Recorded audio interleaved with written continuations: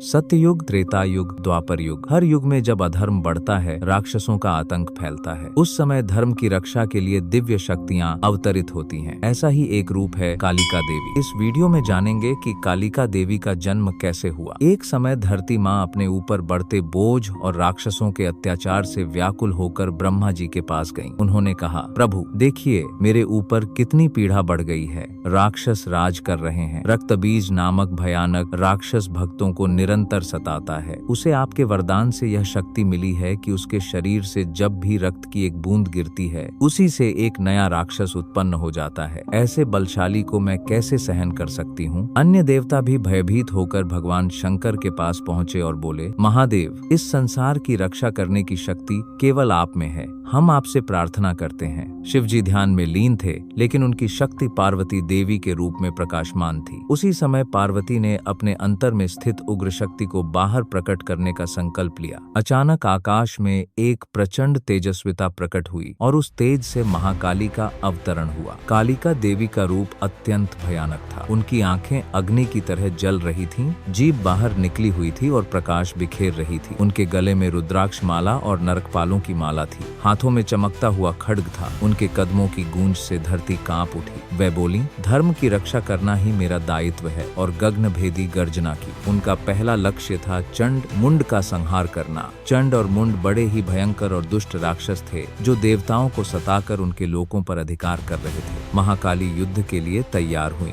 चंड मुंड ने घमंड से कहा, हमारी शक्ति को कम मत समझना महामाया। लेकिन कालिका देवी वज्र की गति से घूमी। उनकी गति देखकर चंड और मुंड घबराए। उन्होंने खड्ग घुमाकर मुंड का सिर काट दिया। यह देखकर चंड भयभीत हो गया, लेकिन महाकाली रुकी नहीं और तुरंत चंड को भी भस्म कर दिया। यह देखकर रक्तबीज तनिक भी नहीं डरा। उसने कालिका देवी को देख क्रूर हंसी हंसते हुए कहा, तुम मुझे जितनी बार काटोगी, मेरी रक्त की हर बूंद से नया राक्षस पैदा होगा। तुम मेरा कुछ नहीं बिगाड़ सकती। महाकाली ने क्रोधपूर्वक उसकी ओर देखा और बोली, चाहे तुम्हें कोई भी वरदान मिला हो, अंत तुम्हारा निश्चित है। युद्ध शुरू हुआ। रक्तबीज ने अपने अस्त्रों से आक्रमण किया, लेकिन महाकाली ने उन्हें हाथ से तोड़ डाला। उन्होंने एक वार में रक्तबीज के सीने को चीर दिया। उसका रक्त जमीन पर गिरते ही नए राक्षस उत्पन्न हो गए। देवता भयभीत हो उठे। यदि यह चलता रहा तो यह युद्ध कभी समाप्त नहीं होगा। लेकिन महाकाली ने उपाय ढूंढ लिया। वे भयंकर हंसी हंसते हुए बोली, यदि मेरी जीभ उसकी रक्त की बूंदों को सोख ले तो इसका अंत निश्चित है। तुरंत उन्होंने अपनी विशाल जीभ बाहर निकाल दी। अब रक्तबीज का जितना भी रक्त बहा,